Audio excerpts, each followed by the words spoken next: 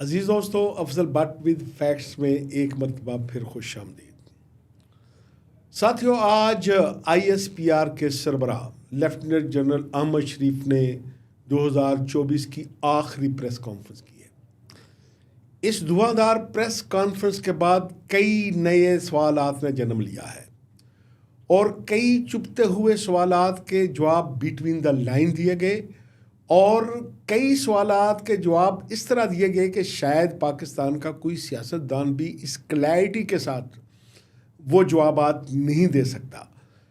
ان سوالات کے جوابات کو دیکھتے ہوئے اور اس پریس کانفرنس کو دیکھتے ہوئے ہم نے یہ تعین کرنا ہے کہ اس کے ملک کے فیوچر پر کیا اثرات مرتب ہو رہے ہیں،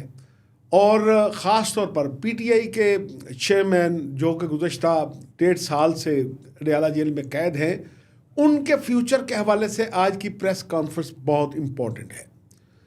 ان کے فیوچر کے پر کیا اثرات مرتب ہوں گے، ان کی رہائی کے امکانات کیا ہیں، مذاکرات کے امکانات کیا ہیں، اسٹیبلشمنٹ کے ساتھ تعلقات کا کیا بنے گا، یہ ہمارا آج کا موضوع ہے۔ اور اس کے ساتھ ساتھ آج 26 نومبر کے حوالے سے بعد ایسے ناقابل یقین انکشاف بھی سامنے آئے ہیں کہ جن پر بظاہر یقین کرنا بہت مشکل ہے۔ وہ کون سا انکشاف ہے وہ ہم آپ کو بتائیں گے، اور اس کے بعد D G I S P R کی پریس کانفرنس کے بعد حکومت اور پی ٹی آئی کے مذاکرات کا مستقبل کیا ہوگا۔ یہ وہ چیزیں ہیں جو ہم آپ کو آج بتائیں گے، لیکن ہماری آپ سے ریکویسٹ ہے کہ اگر آپ نے ابھی تک ہمارا channel Afzal but with facts جو ہے اس کو سبسکرائب نہیں کیا تو اس کو سبسکرائب بھی کریں اور بیل آئیکن کا بٹن بھی جو ہے وہ دبا لیں۔ تو دوستو، آج کی پریس کانفرنس جب شروع ہوئی تو اس میں ظاہر ہے کہ پاکستان کی سیکورٹی کے حوالے سے مین چیزیں تھی، جو دہشت گردوں کے خلاف مسلح افواج کی جنگ ہے اور جو پاکستان پر دہشت گرد حملے کر رہے ہیں، وہ مین فوکس تھا۔ اور اس فوکس سے آتے ہوئے بعد میں بہت سارے سوال جواب بھی ہوئے، اور ان سوالات کے جوابات سننے کے بعد میں نے بہت سے دفاعی اور تجزیہ نگاروں سے بات کی، سینئر جرنلسٹوں سے بات کی، جس کے بعد مستقبل کا بہت سارا نقشہ سامنے آ گیا ہے کہ پاکستان کی اسٹیبلشمنٹ نے فیوچر کے بارے میں کیا سوچا ہوا ہے۔ آج کی پریس کانفرنس کی امپورٹنٹ بات وہ ہے، کیونکہ ہم یہ سمجھتے ہیں کہ گزشتہ 1.5 سال کے دوران کئی موقع ایسے آئے کہ ایسے لگتا تھا کہ جیسے اسٹیبلشمنٹ اور پی ٹی آئی بہت قریب آ چکی ہے، ایسے لگتا تھا کہ جیسے شاید عمران خان کی رہائی کا وقت آ گیا ہے، ایسے لگتا تھا کہ جیسے دونوں جو ہیں وہ پی ٹی آئی اور اسٹیبلشمنٹ اپنے مذاکرات میں بزی ہو چکے ہیں۔ لیکن بار بار ایسے مواقع آئے اور پھر وہ مواقع جو ہیں وہ ان سے کوئی رزلٹ بھی نہ مل سکا، اور اس میں کچھ وجوہات ایسی بھی ہیں جس میں ہو سکتا ہے کہ آپ میرے پوائنٹ آف ویو سے ایگری کریں یا نہ کریں، لیکن بعض اوقات کیونکہ خان صاحب جیل میں ہیں، ان کو بریفنگ دینے والے کیا بات کرتے ہیں، اور باہر آ کر خان صاحب کی بے ساختہ گفتگو کو کیسے بیان کرتے ہیں، مجھے لگتا یہ ہے کہ یہ جو معاملات چل رہے ہیں اس میں ان ترجمانوں کا زیادہ قصور لگتا ہے، اور ان لوگوں کا جو ان کے اناؤنس ترجمان بنے ہوئے ہیں سوشل میڈیا پہ، ان کا بھی قصور لگتا ہے۔ کہ مثال کے طور پہ آپ نے دیکھا ہوگا کہ جب پہلی مرتبہ حکومت اور اسٹیبلشمنٹ ایک دوسرے کے قریب آنا شروع ہوئے تو پھر آپ نے دیکھا ہوگا کہ بنگلہ دیش میں ایک اپرائزنگ ہوئی اور لوگ سڑکوں پہ نکل آئے، اور خان صاحب کو جا کے یہ بتایا گیا کہ جی اب تو دیکھیں ایشیا میں ایک نئی لہر چل پڑی ہے، اور ہمارے ہاں تو لوگ 1.5-2 سال سے اس کی تیاری بھی کر رہے ہیں، سوشل میڈیا ہمارے کنٹرول میں ہے، ڈیجیٹل میڈیا پہ ہم جو بیانیاں دیتے ہیں وہ پوری دنیا میں سب سے زیادہ ٹاپ ٹرینڈ بنتا ہے، تو اس لیے اب ہمیں دوسرا رخ بھی اختیار کرنا چاہیے۔ پھر مذاکرات کی ٹیبل پہ جب مسل دکھائے جاتے ہیں، مذاکرات کا راستہ خراب ہو جاتا ہے۔ بنگلہ دیش موومنٹ گزر گئی اور پھر پی ٹی آئی اور حکومت ایک دوسرے کو دیکھتے رہے، اسٹیبلشمنٹ دیکھتی رہی، پھر ایک مرحلہ آیا کہ یہ ریئلائزیشن ہوئی کہ نہیں یار، اس ملک کو افراتفری سے بچانا ہے، اس ملک کو اگر سموتھ رننگ کی طرف لے کر جانا ہے تو پھر پولیٹیکل پارٹیز کو انگیج کرنا ہوگا، دیکھتے ہیں، بات کرتے ہیں، کسی نہ کسی نتیجے پہ پہنچ جائیں گے۔ تو پھر اچانک آزاد کشمیر کی عوامی تحریک شروع ہو گئی، اور جب آزاد کشمیر کے لوگ سڑکوں پر نکلے، انہوں نے دیکھا کہ اسٹیبلشمنٹ مجبور ہو گئی، اسٹیٹ مجبور ہو گئی، اور ان کے وہ مطالبات بھی مان لیے جو پاکستان کی اکانومی افورڈ نہیں کر سکتی تھی. اور پھر خان صاحب کو بتایا گیا کہ خان صاحب اب آپ نے بڑا کشٹ کاٹ لیا ہے, اب کھڑا ہونے کا وقت ہے. تو ابھی ہمیں تھوڑا سا اپنے مطالبات میں لچک ڈالنے کی بجائے, لچک دکھانے کی بجائے ہمیں اپنے موقع پر قائم رہنا چاہیے. اب لوگ سڑکوں پر بنگلہ دیش پہ نکلے, اب کشمیر میں نکل آئے ہیں, اور اب لگتا یہ ہے کہ یہ لہر جو ہے وہ پورے ایشیا کو اپنی لپیٹ میں لے گی. تو پھر خان صاحب کو بریفنگ دینے والوں نے پتہ نہیں کیا بریف کیا. پھر باہر آنے والوں نے ایسی باتیں کی کہ بھائی خان صاحب جو بندہ 1.5 سال سے جیل میں ہے, اپنے آپ کو معصوم سمجھتا ہے, بے گناہ سمجھتا ہے, محب وطن سمجھتا ہے, فوج کا ہراول دستہ سمجھتا ہے, تو جب وہ دیکھے گا کہ میرے ساتھ اسٹیبلشمنٹ زیادتی کر رہی ہے, حکومت زیادتی کر رہی ہے, تو وہ غصے میں بات کرے گا. ترجمان لوگ کیوں رکھتے ہیں؟ ترجمان اس لیے رکھتے ہیں کہ جب آپ کی میٹنگ کے اندر کچھ سخت بات ہوتی ہے تو ترجمان اس کو بڑے سافٹ انداز میں لوگوں کے سامنے لے کر جاتا ہے. لیکن یہاں جو پی ٹی آئی کے ترجمان بنے ہوئے ہیں, ایک تو ترجمان ہے کوئی نہیں, جو خان صاحب سے نکل کر باہر نکلتا ہے خان صاحب اس سے دل کی بات کرتے ہیں, جو وہ بندہ اپنا دکھ سناتا ہے خان صاحب اس کے زخم پر مرہم رکھنے کی کوشش کرتے ہیں. اور ہو سکتا ہے وہ بہت سی باتیں اس لیے کرتے ہوں کہ یار یہ بندہ جو جس کا دل ٹوٹا ہوا ہے, جس کے گھر کو مسمار کیا گیا, جو اپنے علاقے میں نہیں جا سکتا, اپنے رشتہ داروں میں نہیں جا سکتا, غمی خوشی میں نہیں جا سکتا, اس کو انہوں نے لیڈر نے بوسٹ کرنا ہوتا ہے. وہ کہتے ہوں گے کہ نہیں میں دیکھ لوں گا یہ وہ, لیکن ہر بندہ باہر آ کر ترجمان بن جاتا ہے. ایک تو اس چیز نے بھی ہمیں نقصان پہنچایا. ہمیں سے مراد اس وقت ملک میں اگر افراتفری کا ماحول قائم رہتا ہے, ایک ٹیبل پہ سب نہیں بیٹھتے, تو یہ میرا بھی نقصان ہے, آپ کا بھی نقصان ہے, پاکستان کا نقصان ہے, اس لیے میں اس کو اپنا نقصان قرار دے رہا ہوں. اس کے بعد آگے چلے کیا ہوتا ہے کہ 26 نومبر کو جو ہوا اس کے بعد ایک میڈیا ہائپ کریٹ ہوئی, 350 لاشیں, اور پوری دنیا کے اندر ایک ماحول بن گیا. اور پھر یہ لوگ کہ خان صاحب اب اسٹیبلشمنٹ تھک چکی ہے, اب اس کے پاس کوئی چارہ نہیں ہے, اس لیے اب ہمارے پاس پوری دنیا جو ہے وہ ہمارے ساتھ آ رہی ہے. پھر ٹرمپ الیکشن جیتا, پھر انٹرنیشنل سطح پہ جو کمپین چلی, اس کے بعد خان صاحب جو ہیں وہ پھر پرانی وکٹ پر آ گئے کہ ایک دن میں 10 لوگ ملتے ہیں تو 10 کے 10 لوگ آ کر باہر ترجمان بن جاتے ہیں کہ بھائی جو بندہ خان صاحب سے ملنے گیا ہے, اپنی مشکلات بیان کرنے گیا ہے, تو خان صاحب کیا اس کے سامنے اپنی مشکلات بیان کریں گے؟ ایسا نہیں ہے. پی ٹی آئی کو یہ سوچنا چاہیے کہ آج D G S P R کی پریس کانفرنس کے بعد جو ان کا لب و لہجہ تھا, جو سوالوں کے جوابات تھے, جو چبھتے ہوئے سوالات تھے, کچھ ایسے سوالات جنہوں نے جنم دیا, ان میں بڑا سوال یہ ہے کہ مجھے لگتا یہ ہے کہ اسٹیبلشمنٹ نے ایک مرتبہ پھر خان صاحب کے لیے دروازے بند کر دیے. اور اس کی وجہ کیا ہے کہ یہی جو خود ساختہ ترجمان اور کچھ وقتی ترجمان جو اپنا مدعا لے کر جاتے ہیں, باہر آ کر اپنی بات نہیں کرتے کہ میں نے خان صاحب کو بتایا کہ بھائی جان میرے گھر پہ چھاپا پڑا, میرے بچے جو ہیں وہ پکڑ لیے گئے, میرے گھر کو مسمار کر دیا گیا, میری فیکٹری بند ہے, میرا کاروبار بند ہے. تو کیا لیڈر آگے سے کیا کہے گا؟ لیڈر یہی کہے گا کہ نہیں یہ اسٹیبلشمنٹ جو ہے اس کو میں سیدھے راستے پہ لاؤں گا, یہ فلاں بندہ اس کا ذمہ دار ہے, میں کارکنوں کے ساتھ ہونے والے اس بدسلوکی کا بدلہ ضرور لوں گا. اور وہ میسج جب اوپر جاتا ہے تو پھر ماحول خراب ہو جاتا ہے کہ بھائی یہ کیسے مذاکرات ہیں, یہ کیسی بات چیت ہے کہ جس میں آپ مسل بھی دکھا رہے ہیں اور پھر یہ بھی بتا رہے ہیں کہ میں باہر نکلتے ہی ٹکروں گا. تو اس لیے آج D G S P R کی پریس کانفرنس کا میں اگر سیاسی خلاصہ بیان کروں تو اس میں سے ایک نتیجہ تو یہ نکلا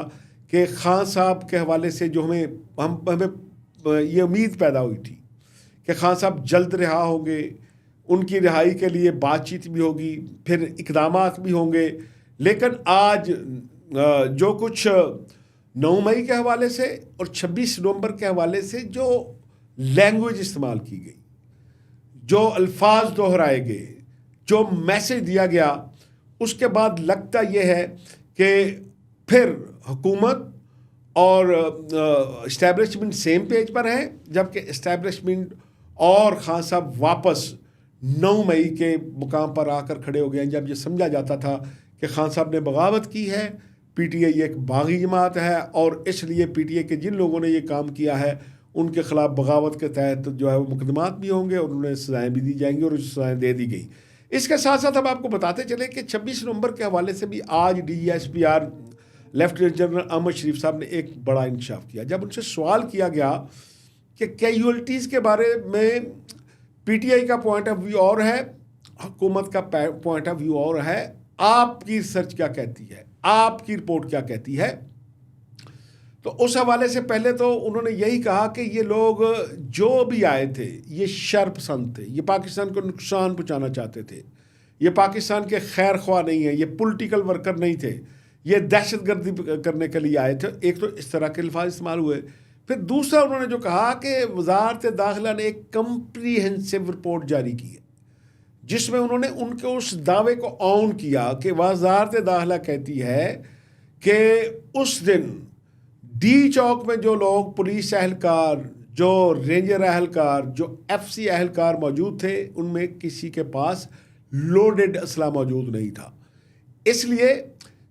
گولی چلنے کا جو ان کا دعویٰ ہے وزارت داخلہ کا, وہ انہوں نے بیان کیا کہ ہمارے پاس تو لوڈڈ اسلحہ نہیں تھا, ہم نے گولی کہاں سے چلانی تھی. اور ساتھ ہی انہوں نے یہ کہا کہ یہ مسلح جتھا جو تھا اس کے پاس جو اسلحہ تھا, اس کے پاس جو ڈنڈے تھے کیلوں والے, ان کے پاس جو آنسو گیس کے شیل تھے, ان کی طرف سے یہ ساری چیزیں استعمال کی گئیں. اس حوالے سے میں سمجھتا ہوں کہ وزارت داخلہ نے صرف ایک رپورٹ اگر جاری کر کے خاموش ہو گئی ہے تو اس کے دعوے پہ کیسے اعتبار کیا جائے گا. وزارت داخلہ کو چاہیے کہ اپنے اس دعوے کو سچ ثابت کرنے کے لیے صرف ایک پوائنٹ پر کہ کیا وہاں پر موجود FC اہلکاروں, رینجرز اور پولیس اہلکاروں کے پاس لوڈڈ اسلحہ تھا یا نہیں تھا, صرف ایک پوائنٹ پہ وہ کلیئرٹی کے ساتھ آ جائیں تو میرا خیال ہے کہ یہ جو متضاد دعوے ہیں ان کا خاتمہ ہو جائے گا. دوسرا انہوں نے یہ ٹھیک کہا کہ فوج جو ہے وہاں سامنے تھی ہی نہیں, ہم بھی ڈی چوک میں موجود تھے, بلکہ جب فوج آئی اور وہ جو قومی ملاق تھی وہاں وہ ڈیوٹی پہ چلی گئی تو وہاں ڈی چوک میں جتنے لوگوں کے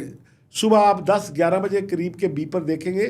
تو سب یہ کہہ رہے تھے کہ بھائی یہاں کیا کہا گیا تھا کہ ڈی چوک میں فوج آ گئی ہے, تو ہمیں تو کسی جگہ فوج نظر نہیں آ گئی. فوج یقینی طور پر آخری لیئر ہوتی ہے, پہلے پولیس, پھر FC, پھر رینجر, پھر وہ اگر لوگ جو ہیں وہ نیشنل اسمبلی کی طرف جاتے, ایوان صدر کی طرف جاتے, پرائم منسٹر ہاؤس کی طرف جاتے, PTV کی طرف جاتے, وزارت خارجہ کی طرف جاتے, یا آگے ایمبیسیز شروع ہو جاتی ہیں ادھر جاتے, تو پھر فوج کا کام شروع ہونا تھا. وہاں تک تو کام نہیں گیا. لیکن پھر بھی میں یہ کہتا ہوں کہ وزارت داخلہ نے یہ جو رپورٹ پیش کی ہے, اس رپورٹ کے بعد ان کی ذمہ داری اور بڑھ گئی ہے کہ جب DGSPR نے ان کو کوٹ کر کے کہا ہے کہ وہ کہتے ہیں کہ ہمارے پاس تو بندوقوں میں جو ہے وہ گولیاں ہی نہیں تھیں جن لوگوں کو وہاں ڈیوٹی پہ تعینات کیا گیا تھا. اگر ایسا معاملہ ہے تو پھر میرا اپنا خیال ہے کہ ریکارڈ بھی موجود ہوگا وزارت داخلہ کا, ڈپٹی کمشنر کے پاس بھی ریکارڈ ہوگا. اس ریکارڈ کی روشنی میں اگر وزارت داخلہ مزید لوگوں کو بتائے گا تو پھر یہ جو ناقابل یقین انکشاف میں نے کہا ہے وہ یقین میں بدلے گا. اس کے بعد جو سب سے اہم مسئلہ ہے, آپ جانتے ہیں کہ حکومت اور PTI کے درمیان مذاکرات کا ایک دور ہو چکا اور اب 2 جنوری کی ڈیٹ دی گئی تھی اور بہت سے لوگ ہوپ فل تھے, بہت سے لوگ یہ کہتے تھے کہ نہیں یار اب دونوں جماعتوں کا احساس ہو گیا ہے. لیکن آج اگر 9 نومبر کے حوالے سے پھر ایک دفعہ یہ دعویٰ سامنے آیا کہ وہ دہشت گردی تھی, 26 نومبر کو بھی دہشت گردی قرار دے دیا گیا ہے. تو پھر جو پہلا مطالبہ ہے PTI کی جانب سے کہ دونوں ان واقعات پر جو ہے وہ